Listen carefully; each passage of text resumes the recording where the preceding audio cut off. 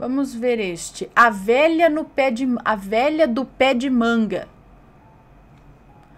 Olá, Ana, tudo bem? Me chamo Fulana, tenho 15 anos. Moro em São Paulo, mas o relato ocorreu na cidade dos meus avós maternos, que moram em uma cidadezinha no interior de São Paulo. Minha mãe não gosta muito de coisas sobrenaturais, tipo lendas, filmes de terror, por ela ser muito religiosa. Já eu sou apaixonada.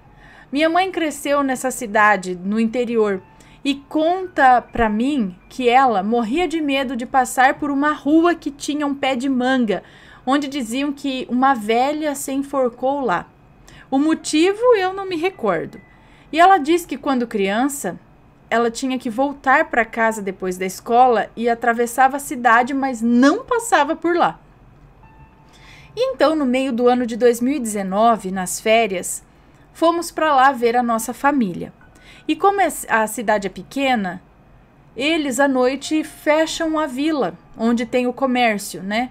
Fecham para fazer bailes nas ruas que vão até tarde da noite, quase amanhecendo. Então a minha prima pediu para eu ir com ela, só para levar ela bêbada para casa da minha tia. Mas fiquei o baile todo na sorveteria e comi muito e decidi ir embora. Procurei a fulana e avisei para ela que eu já estava indo. Mas para chegar à casa da minha tia, eu teria que passar pela rua do pé de manga, que a minha mãe morre de medo. Mas já era umas 2 da manhã, quase 3 da madrugada, né?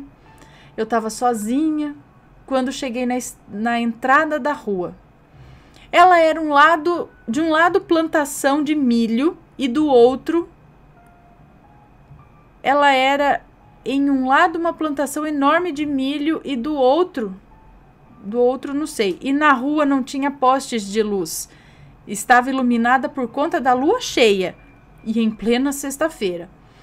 Com muito medo, eu resolvi passar tranquila, entre aspas, pois eu queria me enganar, que eu não estava com medo. Quando eu cheguei no meio da rua, ainda sozinha, veio um vento muito, muito forte que chegou a dar um frio. Os grilos, as corujas ficaram em silêncio. Mas continuei andando, até certo ponto em que eu fiquei paralisada. Não conseguia me mover. Quando me dei conta, eu estava na reta do famoso pé de manga.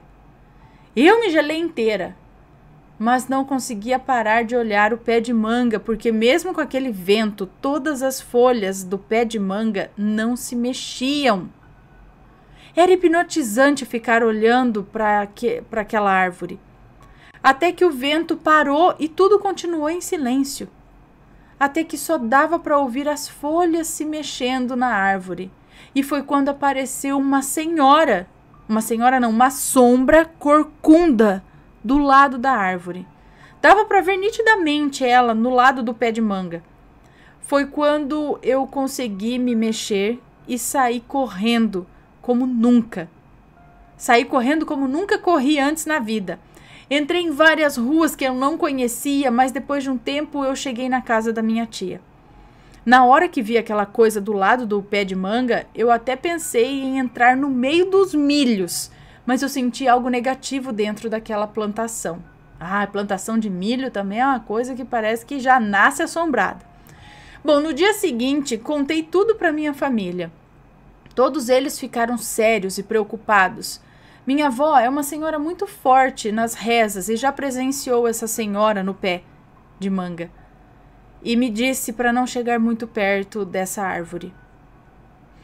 Mas como sou geminiana, isso não vai me impedir de voltar lá e investigar essa história. Já que irei passar o Natal nessa cidade de novo. Quem sabe não rende um outro relato? Muito obrigada, Ana. Um beijo e tudo de bom para você, para o Matheus. Sou fã de vocês e já assisti literalmente todos os relatos. Um beijo para você, muito obrigada. Ó, você vai se arriscar lá no pé de manga? Mangueirão lá? É muito grande? Mangueira, figueira, gameleira, é tudo assombrado, filho. Olha, todas as histórias que eu vejo dessas árvores, principalmente as maiores, bem antigonas, batata, é assombrado. Ó, seguinte, se você for lá, tipo, leva um celular, filmar, tirar foto, gravar, um gravador, alguma coisa do tipo. Credo, não, sei lá, vai não. Tem energia muito boa lá não. Se for, vai assim com um grupo de pessoas, pelo menos dá mais. Mas sei não. Ai, meu Deus, né? Bom, a única coisa, não vá leve a sério, né? Não pode ir tirando sarro, fazendo essas coisas.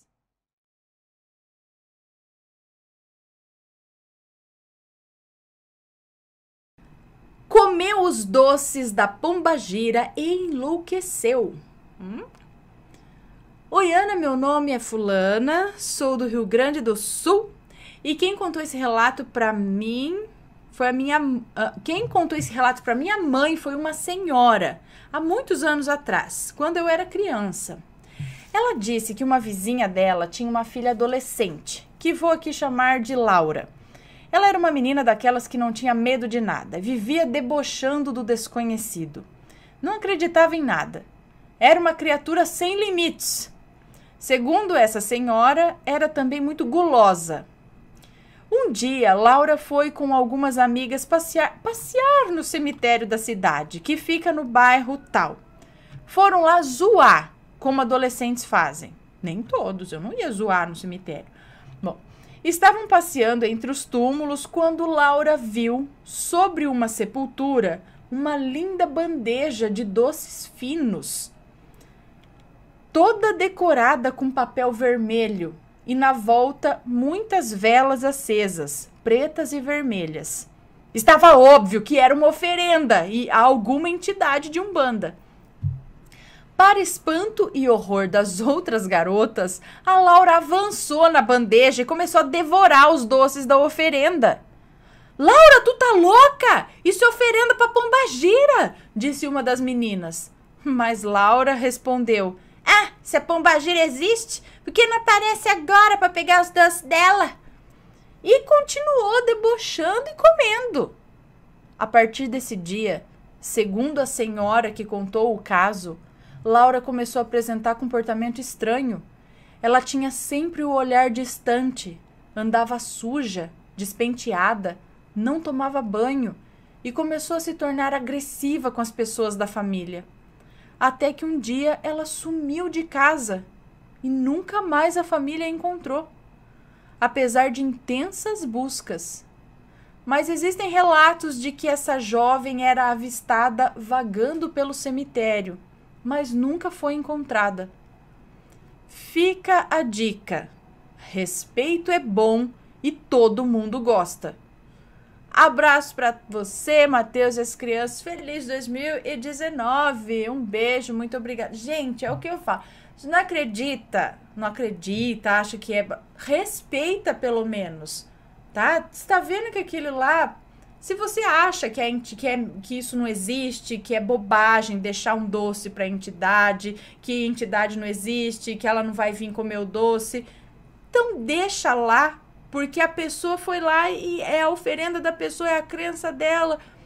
Deixa, vai lá e compra o seu doce. Para que vai comer o doce que tá ali? Já a pessoa está envenenada também? Você não sabe do procedimento daquilo? Mas... Sabe, é a mesma coisa que você talvez tem lá, as pessoas não vão num cruzeiro ou diante de uma imagem de algum santo e acende vela, tudo a mesma coisa que você chegar lá e arrancar todas as velas do santo. Vai jogar porque isso aqui não existe. Isso é uma forma de um desrespeito, não é? Com a crença das pessoas. Assim também, se chegar do nada e começar a catar as coisas da oferenda lá, é desrespeito. Se você não acredita na entidade, então é desrespeito com a pessoa que acredita e foi lá e fez aquilo, tá? Você não acha certo, não concorda, beleza, mas fica na tua e deixa aquilo lá, né? Tem vários relatos aí que a pessoa também se dá mal depois, né? Se não acredita, depois nem dá tempo mais de acreditar. Ou toma um sustinho bonito.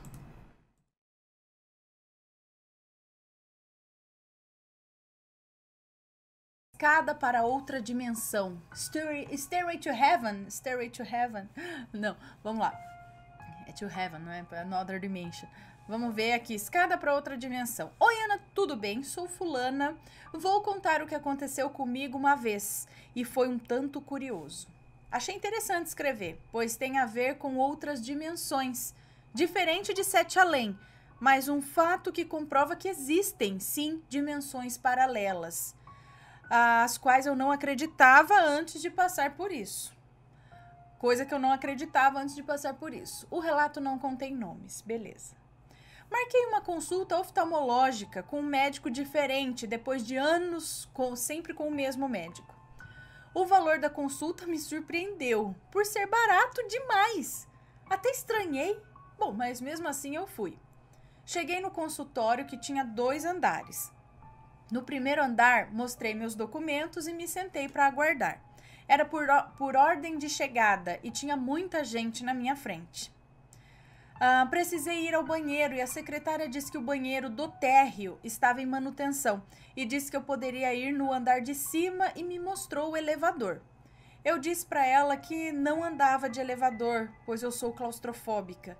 Então ela me disse que eu podia ir pela escada, que ficava na parte de trás do consultório. Passei pelos pacientes e eles ficavam de costas para essa escada.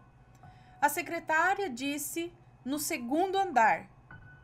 A secretária disse que no segundo andar teria outra recepção com outras pessoas, pois era atendimento dermatológico, e que a secretária de lá estava ciente do problema do banheiro de baixo. E se perguntasse, era para eu falar que eu queria usar o banheiro. Ok. Comecei a subir as escadas, mas elas não tinham fim. Eu subia. Não chegava lá em cima. Eu comecei a ficar tonta. E sem saber, eu comecei a ficar tonta e sem ar. E nada de chegar no próximo andar. Olhei para baixo e não via o chão. Confusa, do meu lado eram paredes brancas apenas e eu não escutava mais barulho nenhum, nem vozes dos pacientes que aguardavam e nem o barulho do ventilador que tinha no andar de baixo. Na hora que eu cheguei, né, eu tinha um ventilador, mas não escutava barulho de mais nada. E o barulho desse ventilador era bem incômodo até, inclusive. Bom, resolvi descer de volta, mas também não chegava no chão, nunca.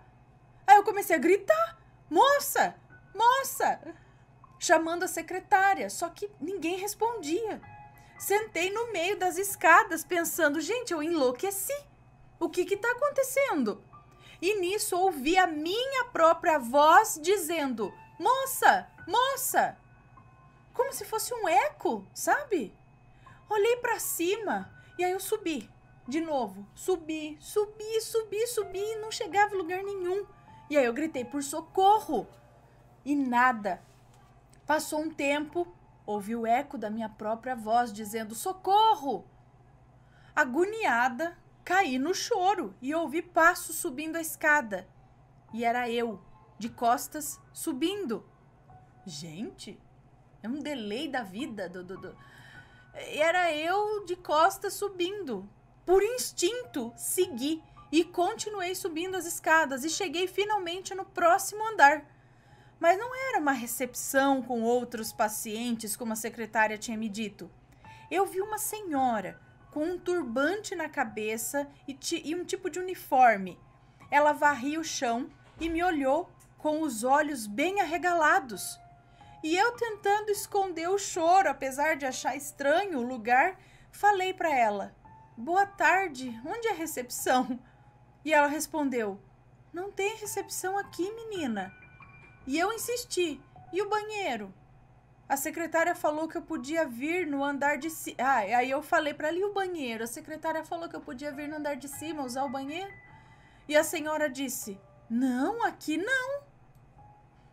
E eu falei, então aonde é? Ai, eu tô perdida lá no mundo. A senhora encostou a vassoura na parede e me chamou. E lá, olha... Ela encostou a vassoura na parede e me chamou. Ela olhou e apontou na janela. E lá, olhou e apontou na janela. E eu vi, gente, eu vi, do outro lado da rua, o mesmo consultório que eu tinha entrado. Era a mesma fachada, do mesmo jeito. E eu comecei a chorar novamente, dizendo que eu não estava bem. E a senhora falou, não precisa chorar, é só voltar. E eu falei, mas como assim? Eu não saí do escritório. Eu estava no andar de baixo, eu só subi as escadas. E ela, com um sorriso no rosto, respondeu, sim, é só descer. Eu, confusa, fui até o pé da escada e, com medo, virei para falar para a senhora, para ela descer comigo. Só que a senhora sumiu do cômodo. Sumiu. Mais que depressa, me tropeçando toda, eu desci rapidinho e cheguei no andar de baixo, suando, chorando e afobada. No andar de baixo estava tudo normal, pacientes na sala de espera, inteira ali, cheio de paciente, o ventilador fazendo aquele barulho, a secretária atendendo no balcão. E eu fiquei indignada. Pensei, gente, o que foi isso? Fui no filtro pegar uma água e na hora que peguei o copinho eu tremia tanto que uma mulher que estava sentada esperando consulta perguntou se eu estava bem. E eu disse que era minha pressão. Ela me deu lugar para sentar, pois não tinha onde eu esperar. Eu sentei, respirei fundo e a secretária veio me perguntar se deu certo. Eu, com muita vergonha de responder, né, o que tinha acontecido, apenas disse que deu certo, sim. Mijei nas carças, né, porque eu não cheguei no banheiro, não. Ela disse que logo o doutor ia me chamar. Nisso, uma moça precisou levar a filha no banheiro do andar de cima e eu fiquei esperando e vendo. A moça foi e voltou com a menina, normal. Pensei que eu tava louca mesmo e morrendo de medo. Só esperei minha vez, porque era barato. Pelo menos economizei na consulta e nos óculos, porque senão... Em casa, contei para minha família e me disseram que às vezes eu fui para alguma dimensão diferente, uma dimensão paralela ou algo do tipo. Eu sei que precisei ir outra vez no oftalmologista depois disso, mas não pedi para usar o banheiro mais. O complicado é que eu tenho medo de escadas. Sempre que tem que subir escada, eu fico atenta já. E é a única opção, pois de elevador eu também de elevador eu também tenho claustrofobia. Então não consigo ir. Bom, agora tem medo de escada também, de subir para outra dimensão. Bom, é esse o meu relato, Ana. Não vi nada comparado com Sete Além lá, mas foi muito assustador e tenso. O ambiente era frio e nebuloso, como alguns dizem nos relatos, mas só isso, não vi outras coisas e em relação ao tempo não parei para olhar relógio, nada. Mas parece que eu fiquei o quê? Uns 20 minutos presa na escada. Logo vi a senhora lá em cima e já consegui voltar. Depois fui para consulta, então eu perdi a noção do tempo. Não sei quanto tempo se levou tudo isso. Não sei falar de horas, como alguns relatos contam. Foi tudo muito louco, mas a imagem que mais me atormenta foi o da senhora varrendo, que sumiu. E também deu ver na janela o mesmo consultório que eu estava, só que do outro lado da rua, como se eu estivesse fora dele. Isso é muito surreal, é muito louco. Não tem consultórios outros ali para eu confundir. Na frente é uma loja que vende automóveis, uma loja enorme de automóveis. A escada que não acabava foi enlouquecedor. Enfim, nesse dia rezei até dormir, pois fiquei muito assustada. Isso aconteceu em 2017. Desde lá nunca mais aconteceu nada estranho desse tipo. Mas vou mandar um relato da minha mãe, bem interessante também.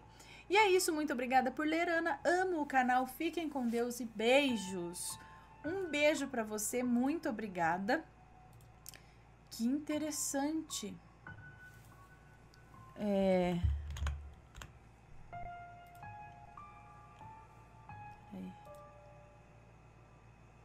Aí. Cara! Então, lembra de um relato? É como se dividisse, espelhasse o lado de cá.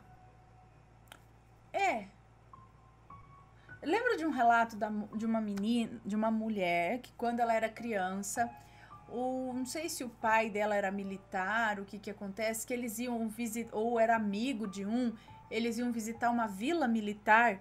Era tipo um condomínio fechado, onde só moravam esses militares. E a casa mais pomposa lá era da graduação maior lá, não sei, capitão, o que era lá. E eles iam sempre lá na casa deles, e um dia ela saiu pra brincar na rua, tava brincando, apareceu um menininho, e ela começou a brincar com esse menino. E de repente ele chamou ela pra ir, tipo, na casa dele, ou ir pra, não sei. E aí ela foi seguindo ele, e ela conta que naquele lugar que ela tava, era uma rua reta. Não tinha pra onde virar pra cá. Só que, seguindo o menino, a rua fazia um U, fazia uma curva e voltava. Só que quando ela fazia essa curva, era como se ela estivesse na mesma rua de lá, era a mesma casa, só que era espelhado, era tudo pro lado de lá. Então, se a casa do cara era aqui, agora a casa do cara era aqui. E ela achou estranho, mas entrou e lá dentro ela viu a mãe dela, o tio, não sei o quê, o pessoal tudo lá dentro. E só que assim, ela falou, peraí, meus pais estão lá, eu acabei de andar pra cá, não é pra estar aqui, eles estão lá. Aí ela acabou dando um migué lá, sei lá, e foi embora. E aí esse menino até falou pra ela, você quer voltar, não sei o que, tudo, ó, quando você quiser pode vir. Ela falou, tá bom, tudo, e voltou. E aí depois, quando foi ver de novo, não tinha essa curva na rua, a rua nunca fez um U, era uma rua reta, não tinha pra onde virar. E naquele dia a rua virou e era como se fosse tudo espelhado. Como ela tá falando, que o consultório parece que era do lado de cá, ela passou pro lado de cá. E essa mulher, mas parece que esse pessoal da dimensão de lá tem consciência que a gente tá perdido lá. Porque, meu, se eu ver uma pessoa aqui, tipo, oh meu Deus, onde estou? Eu vou falar, vai, não quer que eu chame um doutor, alguma coisa, você não tá bem, você tá... Jamais vou falar, volte de onde você veio, porque... a pessoa veio, eu não sei se veio alguém de outra dimensão ou não pra cá, mas eles lá parece que sempre sabem que a gente atravessou pra lá, pra dimensão deles. Eles sabem o que nos dizer, eles sabem o que... E eles se assustam quando vê a gente. Que é mais ou menos um lance que eles falam de Sete Além, mas aqui ela falou que ninguém falou nada de Sete Além, não tinha ninguém com olho amarelo, olho preto, tudo acabado, destruído, era só um lugar... que tinha uma mulher com um turbante varrendo. Se alguém tem alguma história parecida, manda aí o relato pra gente.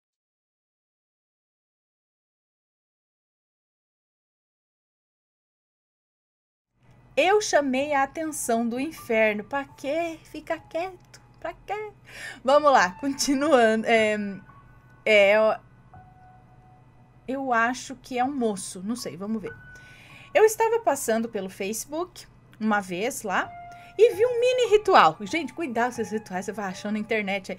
E vi um mini ritual, no qual dizia para assobiar por 10 segundos depois da meia-noite e aí começariam a acontecer coisas estranhas. Como eu gosto de testar rituais e mexer com o mundo sobrenatural, olha lá, decidi fazer. E um dia, quando minha atual ex-namorada... Hoje ela é ex-namorada, na época ela era namorada, é isso? Quando minha atual ex-namorada veio dormir na minha casa, nós ficamos acordados até meia-noite e eu decidi fazer o ritual. Fui pra fora, fumei 1 ou 2 cigarros e comecei a assobiar.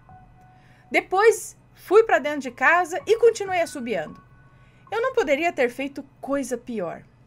Vários espíritos começaram a rondar minha casa, mas gente, como assim? Fazendo barulhos, grunhindo e cochichando. Me procuraram como se eu fosse a coisa mais importante do mundo para eles. Porém, não contente com os resultados, continuei assobiando. Tipo, que venha mais, que venha mais.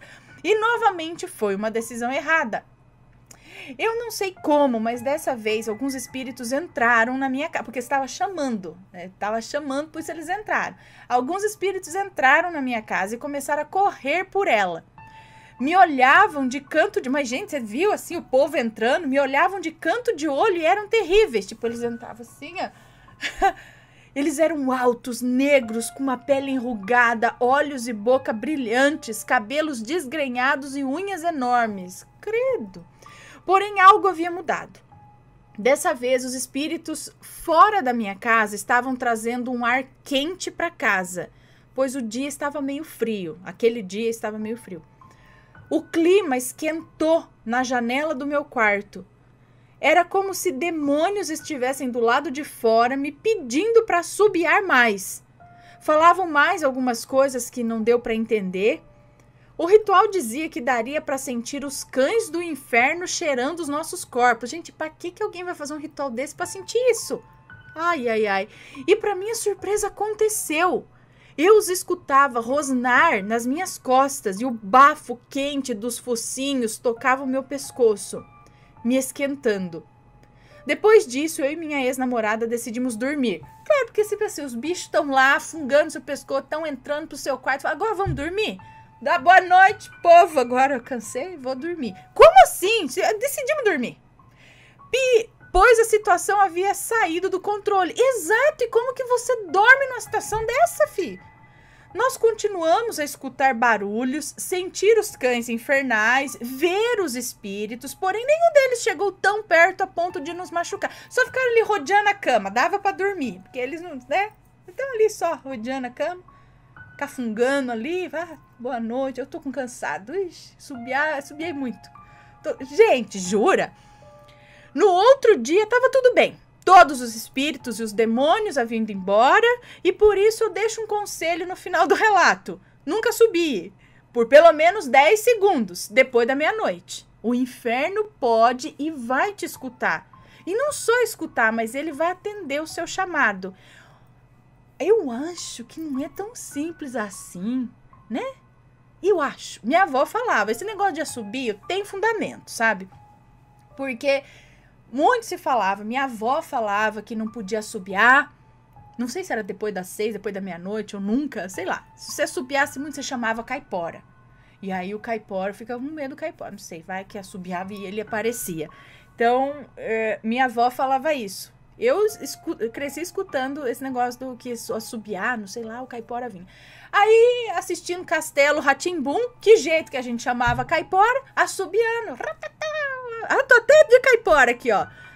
Assobiou a caipora, não sei o que. Devia rimar, mas eu não lembro da rima. Não sei, mas a caipora parecia com assovio. Então, tem esse lance do assovio ser um tipo de chamado de alguma coisa. Aí também eu lembro de assistir Historietas Assombradas para Crianças Malcriadas. E tem um episódio, até a P gostava de assistir também. Ai, quem que era? Que a menina ficava assobiando no quarto. E aí a avó chegava e falava, não pode assobiar, porque um bicho vai vir e te pega de noite, não sei o quê. E ela ficou assobiando, e aí o bicho veio. Que assustador mesmo no desenho ali. Então, tem esse lance de você assobiar e chamar alguma coisa. Mas, gente, só assobiar? E aí que eu penso, tá, não tem fundamento, não tem. Mas será que a intenção que você põe até no seu assobio, ou o desafio, tipo, eu vou fazer porque quero ver alguma coisa aparecer, esse desafio é o que atrai as coisas? A intenção que você coloca assobiando ou assoviando, acho que os dois tá correto. E qual a intenção de chamar por alguma coisa? Já pensando naquilo, funciona? Vai saber. Mas agora, nesse caso dos demônios, tá lá, eles estão vendo os demônios, espírito, feio desse jeito, os cão do inferno, cheirando, cafungando no cangote, e aí fala, vamos dormir? Eles não fizeram nada, só ficaram ali entrando na casa, tudo. Que jeito que dorme, gente? Pelo amor de Deus. Loucura isso. A não ser que a pessoa seja assim muito acostumada com essas coisas, nem assim, sei lá.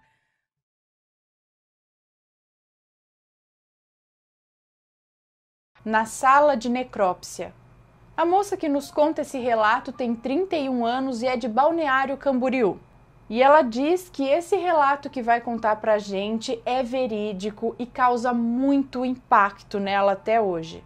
Bom, ela conta que é natural de Londrina, no Paraná, mas está morando há alguns anos em Balneário Camboriú. resolveu mudar por questões financeiras, por conta do trabalho dela. Ela conta que se formou em 2013 em auxiliar de necropsia. E em Londrina, o salário para esse cargo é bem menor do que em Balneário Camboriú. Por isso ela se sentiu atraída em ir trabalhar nessa cidade e também por conta do convite de um amigo que também trabalha nessa área. E ela diz que é uma área pouco procurada, porque muita gente tem medo de trabalhar com isso, outros acham nojento ou até bizarro. Bom, então como ela disse, ela trabalha com necropsia, não sei se é necropsia ou necrópsia que fala, mas ela diz que quem trabalha nessa área, digamos que faz todo o trabalho sujo. O legista só verifica os órgãos para ver se está tudo legal, se está tudo certo, para ver se estão com a aparência normal. O resto, ela diz que é com o auxiliar.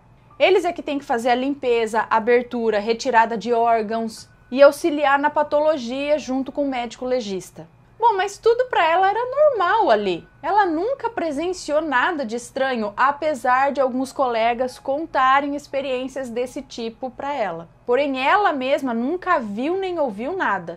E ela diz que a escala de trabalho deles é 12 por 36. E eles são em 4 no total, fora os legistas, que são 2. Então o total de pessoas que trabalham em turnos diferentes é de 6 pessoas. Então, em uma noite de inverno, estava trabalhando ela e o colega dela, que aqui ela vai chamar de Michel. E claro, mais um legista, né? Que estava ali de plantão. Ela não lembra exatamente que dia que isso aconteceu, tal. Ela só lembra que era início do inverno. E nesse dia, ela lembra que eles tinham que preparar 4 corpos. 2 eram por morte por causas naturais. Um era por suicídio e o outro por conta de um acidente de moto. E ela e o colega estavam ali preparando os materiais para a abertura do primeiro corpo. O médico legista estava sentado à frente deles e quando eles já estavam ali se preparando para começar a abrir, para começar a dissecação, eles ouviram o médico legista falar o seguinte: "Você não pode entrar aqui, aqui é um lugar restrito." Ela e o colega, assustados, olharam para trás, mas não viram nada, nem ninguém. E eles perguntaram para o médico com quem que ele tinha falado. E ele disse que era com uma moça, que ela estava ali, acho que procurando por alguém.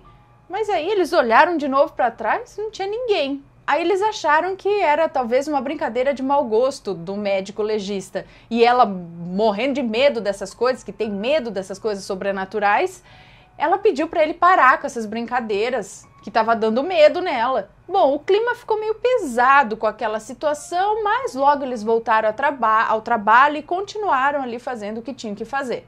E tudo ficou esquecido. E aí eles terminaram o primeiro corpo, liberaram para que a funerária pudesse levar e dar início ao velório. E então eles passaram para o próximo corpo e assim foi até eles terminarem os 4 corpos ali. E ela conta que eles têm um tempo para poder fazer a dissecação do corpo, que é em torno de 6 horas após a morte. Assim o corpo pode revelar algum sinal que os peritos ou até o médico não pôde ver. E eles chamam isso de sinal pós-mortem. E quando estava chegando quase na hora deles irem embora para casa, para o descanso tão necessitado, o superior deles pediu para que eles fizessem uma última dissecação, pois os colegas dele que iam entrar no outro turno iam participar de um curso e não poderiam fazer essa dissecação. Então pediram para que eles fizessem só mais uma. E para isso eles teriam que aguardar ali mais uma meia hora mais ou menos para aquele corpo chegar naquele tempo de 6 horas pós-mortem, para chegar no período de 6 horas para eles poderem fazer a dissecação. Então tinha que aguardar ali uma meia hora ainda. Passados então uns 15 minutos, né, que eles estavam ali aguardando, o colega dela de trabalho, Michel, avistou alguém ali e disse: "Aqui é área restrita, minha amiga, você não pode entrar aqui. Tá precisando de alguma coisa? Eu posso ajudar?" Só que ela disse que até aí ela não tinha visto nem escutado nada, ninguém entrando ali. E aí foi que o amigo dela disse que olhando para a mulher, ele disse isso para a mulher, de repente a mulher sumiu na frente dele. Ela conta que ficou toda arrepiada e com medo quando ele contou isso. E aí passou aqueles mais 15 minutos, deu a meia hora que eles tinham que esperar, né, para dar as 6 horas, e eles foram até a gaveta do freezer para pegar esse último corpo para fazer a dissecação. E esse freezer ficava na sala de necrópsia ali, que fazia divisa com o Instituto Geral de Perícias. E assim que o Michel abriu a gaveta, ele entrou em parafusos. Ele começou a gritar, a chorar, tremer, suar frio, e ele falava: como assim? É essa moça que estava ali agora há pouco. Como? Se ela está aqui? Isso não é possível. Não, isso não pode acontecer, isso nunca aconteceu comigo. Por que aconteceu comigo agora? Meu Deus! E ele ficou doido. Ela conta que sentiu um frio na espinha e ficou com medo até de perguntar para ele o que aconteceu. Aí ela criou coragem e foi lá e perguntou o que houve. E ele, chorando, respondeu para ela que aquela moça da gaveta que eles iam fazer dissecar ali era a mesma mulher que ele tinha visto entrar na sala. Que ele falou que ela não podia entrar lá, perguntou se ela precisava, se ele podia ajudar em alguma coisa, era a mesma. E que de repente a mulher sumiu. E ela conta que na hora ela não sabia nem o que fazer. Aí ela foi lá e chamou o legista, que ele ia ficar até a meia-noite naquele dia. E aí o legista chegou e quando ele viu a moça ali na geladeira, ele também ficou desconfortável. E contou a mesma coisa, que era a mesma moça que ele também tinha visto mais cedo, que ele falou que ali era área restrita, que não podia entrar. Então ela pediu para que os dois se acalmassem, para que eles pudessem continuar com o trabalho ali tranquilamente, o que era difícil, ela falou, porque até para ela, que não viu nada, estava difícil continuar o trabalho ali. E enquanto eles estavam ali fazendo a dissecação daquela moça que foi morta pelo marido com 18 facadas, o médico legista novamente olha para a porta e pergunta: O que você quer?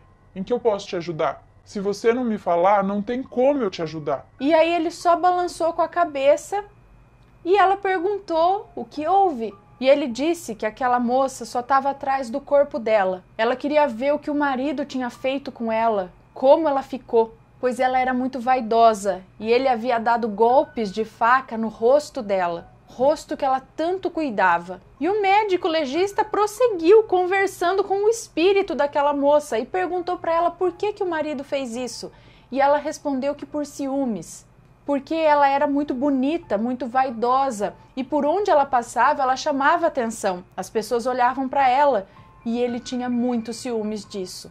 E naquele instante, a moça que nos conta esse relato começou a escutar um choro ali dentro da sala de necrópsia e ela ficou com medo de olhar para trás e depois se arrepender de ter olhado. Mas a curiosidade falou mais alto e ela olhou, meio relutante, mas olhou e viu a mulher. Era uma moça realmente muito linda, de olhos azuis, cabelos longos e negros e um corpo assim de violão. E ela lembra do médico legista fazendo uma oração por aquela moça. Ele começou uma oração ali por ela, pedindo para que ela seguisse o seu caminho, sempre pela luz.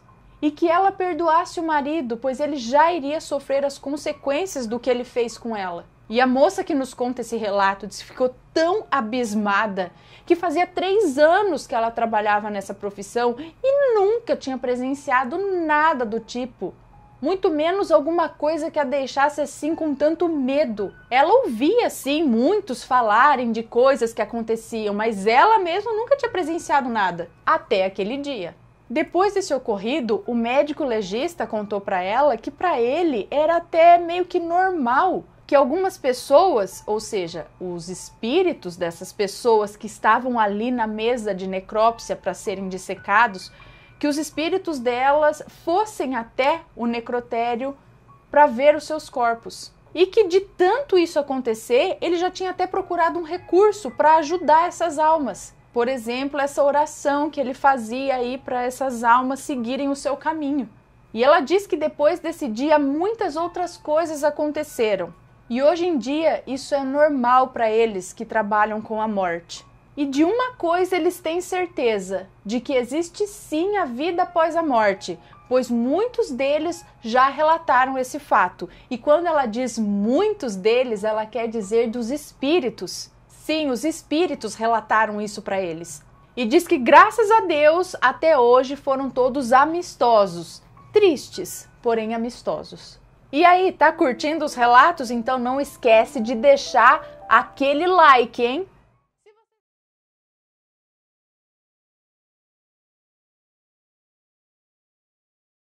O exorcismo do fantasma vendedor de vassouras.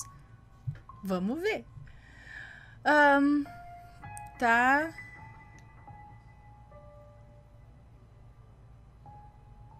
Tá bom. Ok. Olá, Ana e fãs, seguidores do canal Assombrado.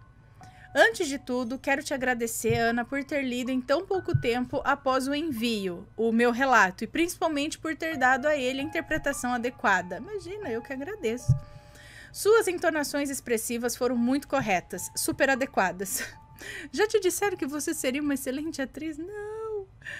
Então, pelos muitos comentários, graças a Deus positivos, postados referentes ao relato, percebi que o pessoal curtiu muito e vi que muitos foram os que pediram outros relatos.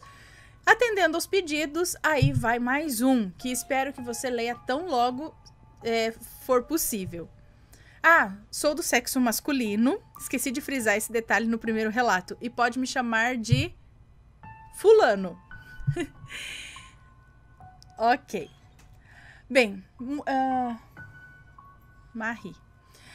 Muitos foram os que ficaram se perguntando que tipos de conhecimentos, poderes, dons, magias o meu pai dominava. Peraí, então de qual relato você tá falando? Dos mistérios lá do meu pai, é isso?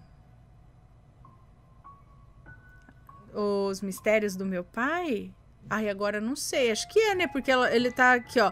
Muitos foram os que ficaram se perguntando que tipos de conhecimentos, poderes, dons, magias o meu pai dominava. Eu acho que ele tá se referindo, é o mesmo do relato Os Mistérios do Meu Pai, lá, né? O que meu pai guardava ali, que ele soube sobre o acidente dele, viu o menino, soube que hospital ia, era um hospital particular, soube imediatamente em qual estaria, mas ele nunca falou muito a respeito de como ele sabia essas coisas, né? Ele era misterioso. Acho que é esse, estou deduzindo. Tá? Vamos lá, então, continuando. O meu pai nasceu no Piauí.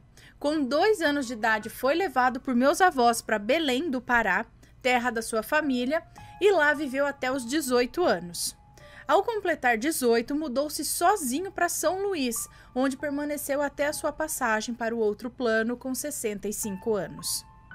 Cito esses detalhes porque sei que no Pará é muito comum a prática da pagelança, e o meu pai viveu lá até se tornar adulto e certamente foi por lá que adquiriu seus conhecimentos. Segue um brevíssimo resumo do que exatamente vem a ser essa prática chamada de pagelança. É um rito que mescla práticas religiosas indígenas com elementos católicos, espíritas e de seitas afro-brasileiras, com finalidades de cura, prognóstico de acontecimentos, intercessão de poderes sobrenaturais, etc. Bom, como eu disse, ele era um homem muito rude, mas essa rudeza se referia ao seu jeitão particular, muito sóbrio e bastante fechado com quem ele não conhecia. Ele não era chegado a brincadeiras, a festas, farras, etc. Com ele era tudo preto no branco. Mas era um homem muito admirado e principalmente respeitado. Também foi um pai maravilhoso e muito presente. Só que não nos dava mole em nada e nos cobrava por muitas vezes posturas e atitudes posturas e atitudes de adultos, quando ainda éramos crianças. Desce, Rabinho. É que eu estou com o spoiler aqui da caixa de Halloween, o Rabinho tá louco aqui do meu lado. Ele não consegue se controlar, quase eu não consigo me controlar, mas vamos lá. Então tá. Então ele por muitas vezes cobrava posturas adultas de nós que éramos apenas crianças. Feitas as devidas apresentações do meu agora espírito velho, segue mais um dos muitos causos misteriosos desse senhor. Meu pai era uma dessas pessoas que nunca teve nenhum tipo de receio, conflito com lugares apavorantes para a imensa maioria de nós, como por exemplo cemitérios, matas fechadas, ruas desertas, fosse a hora que fosse, ele não tinha problema com isso, não. Ele transitava por esses locais com uma tranquilidade inacreditável. Parecia estar passeando em um jardim ao meio-dia. Ele sempre nos dizia que a única coisa da qual ele tinha medo era dos vivos, jamais dos mortos. Desce, Rabinho. E não só dizia, não. Ele provava esse destemor com as suas atitudes. Eu sou cria do bairro da Vila Palmeira. Ai, Rabinho do céu. Mateus, vem pegar o Rabinho aqui que ele não está se controlando. Então, eu sou cria do bairro da Vila Palmeira. Os ludovicenses aqui do canal saberão que bairro é esse e quais as suas características. Ok. Esse bairro, assim como praticamente todos os bairros de São Luís, sempre foi cercado de mistérios sobrenaturais, tais como aparições, fenômenos poltergeists, desaparecimentos inexplicáveis, dentre muitos outros. Na minha rua acontecia um fenômeno apavorante que há anos se repetia e sempre que ocorria era seguramente em um dia de sexta-feira e tinha início pontualmente à meia-noite em diante. Tratava-se de um vendedor de vassouras que anunciava o seu produto da mesma forma que fazem todos os vendedores ambulantes, ou seja, berrando para todos ouvirem os nomes dos produtos que dispõe para venda, sabe? Como que é? Chapéu, sapato, roupa usada, quem tem? Era mais ou menos assim, mas era vassoura, isso. Só que quem é que vai sair tentando vender alguma coisa meia-noite? Principalmente num bairro em que às 10 horas da noite todo mundo já estava no mais profundo sono. Bem, o que eu posso dizer é que não foram poucas as vezes que muitos moradores, inclusive minha mãe, abriram suas portas para ver que diabo era o doido que estava tentando vender vassoura àquela hora. É claro que não viram ninguém, mas bastava fecharem suas portas para o berreiro recomeçar. Esse fenômeno foi motivo de inúmeras reuniões dos moradores que já estavam extremamente incomodados e ressabiados com aquele mistério. Muitos nem voltavam para casa se estivessem numa sexta-feira na rua e seus horários de retorno coincidissem com a meia-noite. Chegaram mesmo a criar um sistema de investigação e de vigilância. Alguns moradores, homens da rua, se revezavam em grupos às sextas e ficavam de tocaia, armados, escondidos nos becos, atrás de muros, trepados até em telhados, tudo para pegar aquele vendedor altamente abusado, inoportuno, que tirava o sossego da nossa rua. Mas quem disse que conseguiam encontrar o dito cujo? Foram várias tentativas e todas elas fadadas ao fracasso. O mais interessante e curioso era que nos dias em que os soldados ficavam de sentinela na rua, nada acontecia. Parecia que aquele espírito metido a vendedor ambulante sabia de antemão do esquema e não dava as caras para tentar vender suas vassouras nos dias das vigílias, deixando cada vez mais o pessoal perturbado e profundamente enraivecido. Meu pai, toda vez que o grupo de moradores se reunia para tal vigília, dizia pra gente: perda de tempo, vão paspalhar e não vão achar nada, nem ninguém. Minha mãe sempre o questionava do porquê que ele nunca aceitava participar daquele movimento de caça ao vendedor fantasma. Ele, de sua forma seca, lhe dizia: por que perda de tempo? Deixa que no dia certo, na hora exata, eu vou resolver isso. E não falava mais nada. Mesmo diante dos nossos insistentes questionamentos, querendo descobrir se ele sabia o que afinal era aqueles berros e o que ele ia fazer, né? Ele novamente, sem meias palavras, nos respondia: já disse que vou resolver, não diz? O que eu vou fazer, como eu vou fazer, não interessa. Não interessa. E nem adiantava tentar arrancar mais alguma palavrinha dele, que ele logo ficava bravo. Só nos restava ficar sendo corroídos pela curiosidade, mais nada. Exatamente o que o meu pai dizia acontecia. As vigílias não davam em nada e nas sextas-feiras em que o pessoal não fazia vigília, lá estava o vendedor fantasma a berrar por suas vassouras, berrando sobre suas vassouras pela rua.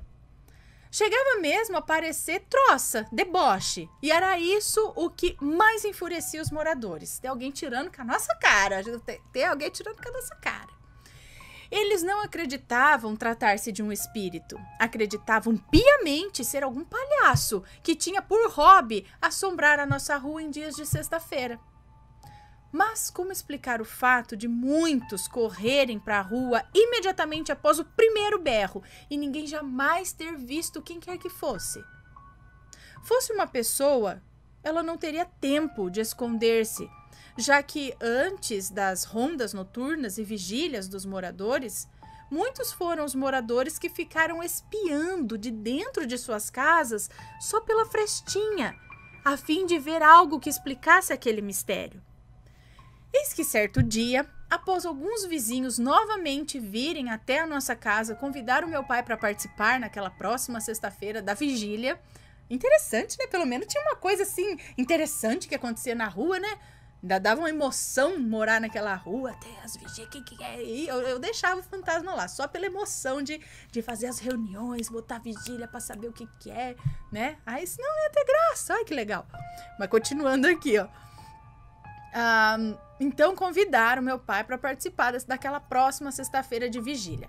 Meu pai lhes disse, com a sua habitual firmeza, sequidão e, é claro, seu habitual ar de mistério, disse o seguinte: não precisam se preocupar. Podem dormir em paz. Deixa que eu vou acabar com essa marmota. Perguntado pelos vizinhos, muito espantados, o que ele ia fazer, ele simplesmente respondeu: acabar com essa palhaçada de uma vez por todas. Não é isso que vocês tanto querem? O jeito que farei não lhes interessa. Só posso lhes dizer que essa sexta será a última que essa apurrinhação vai acontecer aqui na rua. Embora ninguém tenha conseguido atinar de qual forma o meu pai sozinho ia resolver aquele problema, ninguém lhe questionou mais nada, pois conheciam a firmeza e o temperamento rude do meu pai. Foram todos para suas casas e lá permaneceram quietos, esperando a famosa sexta-feira, que seria dali a 2 dias. E ela chegou, e também a hora macabra de meia-noite. Assim que o relógio marcou essa hora, começou a gritaria na rua. Olha a vassoura! Vassoura de Piaçava! Quem quer comprar vassoura? Ai, meu Deus do céu. Tinha que sair e falar, eu quero! Pô, deixa uma aqui na porta da minha casa. Só apareça pra eu te pagar, né? Que jeito que eu te pago? Com uma vela? Não sei, tô zoando aqui. Mas começou, olha a vassoura de Piaçava. Quem quer comprar vassoura? Precinho bacana na minha mão. Brincadeira, eu que tô...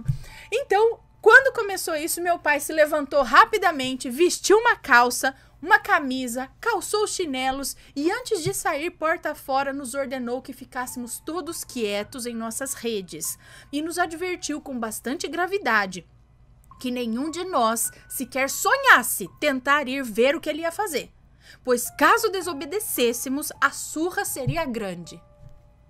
Tá bom? Para minha mãe, a ordem foi no mesmo tom.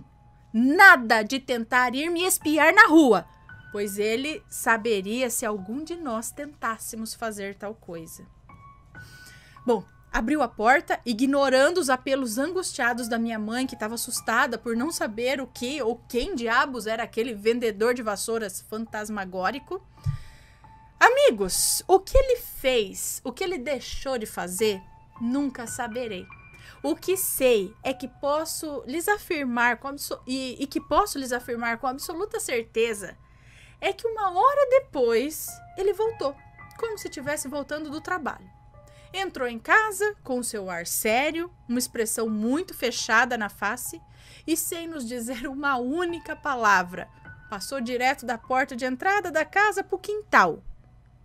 Pegou um lençol no varal, tirou toda a sua roupa, até mesmo a cueca, e enrolou-se no lençol. Depois amontoou no meio do quintal cada peça de roupa que ele estava usando e também os chinelos. Pediu para minha mãe ir pegar uma garrafa de álcool, e ateou fogo em tudo, enquanto olhávamos aquela cena sem entender nada, cheios de curiosidade, mas sem coragem de perguntar nada a ele. Pois já sabíamos desse seu jeito misterioso e o quanto ele ficava irritado quando tentávamos interrogá-lo sobre essas suas esquisitices. Nem mesmo minha mãe lhe perguntou nada. Depois da fogueira acesa, tomou um demorado banho lá no quintal mesmo e ordenou que fôssemos todos dormir. Em resumo, nunca mais se ouviu o coitado do espírito vendedor de vassouras berrar oferecendo o seu produto na nossa rua. Ou meu pai o convenceu, sabe-se lá como, a ir cantar em outra freguesia, ou o despachou definitivamente. Como ele fez isso? Volto a lhes dizer, jamais saberemos. Beijos e muita luz e paz para todos. Ana, mais uma vez, muitíssimo obrigado. Beijo de luz para você e todos os seus. Um beijo para você, obrigada pelo relato. Ai, fiquei até com dó do fantasma. O seu pai fez isso também para acabar com a encheção, mais dos vizinhos, eu acho, do que do próprio fantasma. Acho que ele não tava nem ligando pro fantasma, mas de tantos vizinhos, vai fazendo vigília. Ai, gente, você quer que eu tire o fantasma daqui da rua mesmo? Tá, então eu vou tirar. Foi mais ou menos assim, não é isso que vocês querem? Então eu vou lá tirar. Deixa, coitado. Deve ter conversado. Não sei. O que será que aconteceu? Será que alguém que entende dos Paranauê aí sabe o que ele pode ter feito? Ele tirou toda a roupa. Então, alguma coisa impregnou ali, sei lá o quê, da roupa que precisou ser totalmente descartada e queimada, né? Inclusive a cueca, o chinelo, tudo. O que será que ele fez? Foi algum tipo de banimento, exorcismo? Se fosse só uma conversa com o espírito, eu acredito que ele não precisaria ter feito tudo aquilo. Queimar toda a roupa. Não sei, se alguém souber aí, fala pra gente.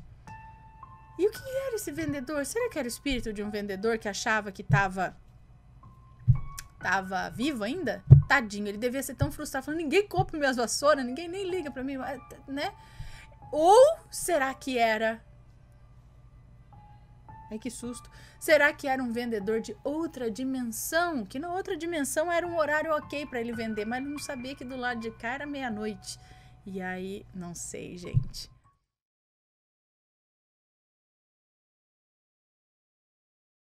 ETs cabeça de formiga. Já ouviram falar nessa espécie? Eu já. Tem os cabeça de formiga ou aqueles também que parecem os louva-a-Deus. Então, esse estilo aí de... Na verdade, aquela cabeça com aquele zoião também, né? Assim. Vamos lá. Olá, Aninha maravilhosa. Sou a Fulanita e antes de ir para o relato, preciso dizer que comecei a acompanhar o canal em 2015, numa época muito difícil para mim. Apesar do tema, o canal foi uma alegria porque vocês são uns queridos e tratam o assunto de um jeito leve e com respeito. Então nunca mais eu larguei. Em 2015, havia poucos relatos, então consegui maratonar tudo e foi assim até 2019. No final de 2019 eu também não estava bem, acabei perdendo vários meses de relatos, mas como eu já tinha assistido todos, para não perder a tradição de fã que zerou os relatos, resolvi continuar de onde eu parei e passei 2020 inteiro com 3 meses de atraso. Agora, em 2021, consegui vencer e chegar nos relatos recentes, ufa! E para comemorar, resolvi enviar o meu próprio relato. Que legal! Muito obrigada. Na verdade, isso aconteceu com meu bisavô, que nos deixou no ano em que eu nasci, 1995. Ele contou essa história para minha mãe, que contou para mim, e agora vou compartilhar com vocês. O relato não tem nomes. Eu não sei dizer se esse relato aconteceu no interior do Amapá ou de outro estado do norte do Brasil. Numa época em que o meu bisavô era jovem, ou seja, provavelmente nem sonhavam com esses assuntos de extraterrestres e discos voadores, sabe? Era tempo de lua nova, noites perfeitas para caçar. Sem lua? Caçar sem lua nova é escuro, não tem lua. Era a noite perfeita para caçar. Tá, né? Às vezes. É que eu só penso assim, noite boa é aquela que tem lua, porque aí você pode enxergar tudo, mas às vezes para caçar não é bom. Então o meu bisavô queria muito caçar aquela noite, mas seus amigos não quiseram ir. Teimoso, ele foi sozinho mesmo. Chegou num local onde tinha uma árvore bem alta e lá ele amarrou sua rede, pendurou sua lamparina. Ele ficava lá do alto com a espingarda esperando algum animal aparecer. Esperou vários minutos até que sua lamparina caiu do galho e apagou. Então ele teve que descer para pegar a lamparina de volta. Quando ele desceu da árvore, acabou vendo brilhos dentro da mata. Ele se aproximou, achando que seus amigos tinham mudado de ideia e resolveram se juntar a ele. Só que à medida em que as luzes se aproximavam, ele começou a escutar um barulho estranho, que ele não sabia identificar se era um barulho de animal ou de gente, porque eles pareciam conversar entre si. Confuso e vendo que podia ser uma família de animais selvagens, achou melhor subir na árvore de novo e esperar. Dessa vez, sem ligar a lamparina, ficou esperando os bichos saírem da mata. Só que o que saiu de lá não foi nenhum animal que ele conhecia, e sim 3 seres com corpo humanoide e cabeça de formiga. Os brilhos que ele viu na mata, na verdade, eram os olhos deles, grandes e negros que refletiam a luz da lua. Então não era lua nova, tá? Provavelmente era lua crescente ou cheia, né? Crescente para cheia, alguma coisa assim, porque na lua nova não tem lua no céu. Então talvez lua cheia.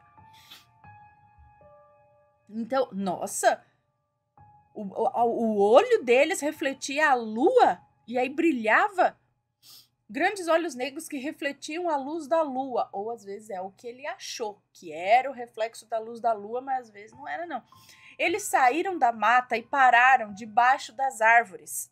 Não, pararam debaixo da árvore em que meu bisavô estava. Conversaram um pouco naquele idioma grunhido, estranho, sei lá, e entraram em outro matagal. Meu bisavô viu tudo de cima da árvore e ficou paralisado de medo. Passou a noite sem dormir e só saiu dali quando o sol apareceu. Minha mãe diz que ele contou essa história para ela mais de uma vez, sem nunca mudar nada, e eu acredito nele. Afinal, quando meu bisavô era novinho e no interior, não tinha como ter ouvidos, não tinha como ele ter escutado a respeito de casos ufológicos para inventar uma história dessa, sabe? Se fosse inventar, seria um caso de saci, de mula sem cabeça, essas entidades conhecidas no interior. Mas ele viu os homens com cabeça de formiga. Acredito que eram extraterrestres, sim, e ele relacionou com algo que ele conhecia, né, com aquela cabeça de formiga. E se pararmos para pensar, a cabeça daquelas formigas gigantes, sabe, saúva, acho, aqueles formigão, lembra o que hoje em dia conhecemos como Greys. Eu fico me perguntando se os bichos viram ele. Eu acho que sim, mas como tinham outros objetivos, ignoraram e seguiram seu caminho. Ainda bem. Já pensou se o meu bisavô tivesse sido abduzido e isso levasse gerações, igual em outros relatos? Capaz de eu estar nessa leva, né? Então, esse foi o relato. Espero que tenham gostado. Deixem o like e comentem com respeito. Isso aí. Te adoro, Ana. Beijo pra você e sua família é linda. Espero conhecê-los pessoalmente algum dia. Um beijo pra você. Muito obrigada. Então, eu também penso assim, como que eles conheceriam o caso, né? No caso, esses homens formigas, a não ser que eles tivessem algum livretinho, que nem minha avó tinha, uns almanac, uns cordel, sei lá, que falasse a respeito do povo formiga, né? Porque tem um lance disso daqui. Deixa eu dar uma pesquisada aqui. Povo formiga.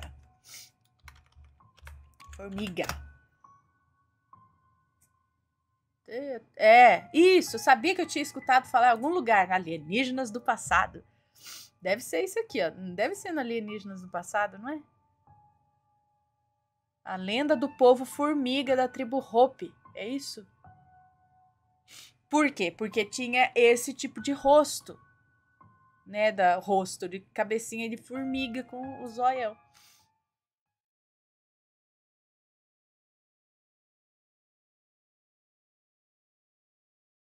Os livros do falecido pai. Oi, Ana, Matheus e família assombrada. Espero que todos estejam bem. Fazia tempo que queria enviar este relato para vocês, mas hoje, nessa madrugada chuvosa, com a primavera se anunciando, de quando? 11 de setembro de 2021, eu me senti mais à vontade para escrever. Sou a fulanona de São Paulo, Zona Oeste, tenho 39 anos. Essa é a última oportunidade que tenho de dizer isso, pois em menos de um mês completo 40. Todos os nomes do relato estarão trocados. Esse relato aconteceu em 2001 ou 2002, com meu então namorado Júpiter. Nós adorávamos ler livros, até fazíamos competições para ver quem lia mais livros em um mês. E quem ganhasse recebia uma quantia em dinheiro do outro como prêmio. Olha que beleza! Júpiter tinha um amigo muito próximo, que vou chamar aqui de Ricardo. Ricardo já era órfão de pai e mãe na época, morando apenas ele e seu irmão na casa que havia sido de seus pais. Como Júpiter e Ricardo eram muito amigos, um sabia dos gostos do outro.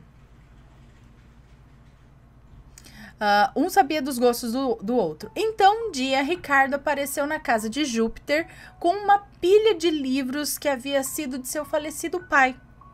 Ele disse para Júpiter ler os livros com calma e que não havia pressa em devolver, mas que tomasse cuidado, pois seu pai adorava aqueles livros. Eita. Depois que Ricardo foi embora, Júpiter, em seu quarto, começou a ver e folhear livro por livro. Nós, leitores, temos manias, como reparar em cada detalhe dos livros, sabe? Desfazer orelhas que possam ter, passar a mão na capa, cheirar os livros. Júpiter fez tudo isso e logo começou a ler um dos livros. Leu por horas. Nem foi jantar quando sua mãe o chamou. Júpiter era uma pessoa que realmente não gostava de comer. Olha, gente, é o contrário, né? O contrário, assim, das pessoas. A certa hora da madrugada, teve que ir ao banheiro. Depois de usá-lo e abrir a porta para sair do banheiro, ele viu nitidamente o rosto do pai do Ricardo estampado na porta, como uma tatuagem. Era como se o rosto estivesse desenhado para parecer uma tatuagem. Sabe aqueles desenhos que imitam tatuagens? Era parecido com aquilo. O rosto nada disse, apenas ficou imóvel olhando para o Júpiter. Júpiter, muito assustado, voltou correndo ao seu quarto, pegou todos os livros, colocou de volta na sacola que Ricardo tinha trazido e deixou em um cantinho da sala, voltou para o quarto, deixando a luz e a televisão ligados o resto da noite. No dia seguinte, se apressou para devolver os livros a Ricardo e contar o que aconteceu. Ricardo, muito emocionado, disse que então seu pai não havia gostado dele ter emprestado os livros. E ali mesmo pediu desculpas ao seu pai. Júpiter fez o mesmo, mas por medo de ver o espírito novamente, só por isso ele pediu desculpas. Mas depois desse dia nunca mais viu aquele rosto. E esse foi o relato, Ana. Não é assim tão assustador e nem muito longo, mas eu achei interessante enviar. Não devemos emprestar, nem pegar emprestado, coisas pessoais de quem já faleceu. Foi essa a lição que eu tirei. Vai ser uma grande honra para mim se você ler esse relato. Eu sei que há muitos e muitos relatos esperando para serem lidos, mas a esperança é a última que morre, né? Muito obrigada, Ana. Beijos para você, Matheus, bebês rampiros, os bebês de 4 patas e todos os assombrados. Um beijo para você, muito obrigada.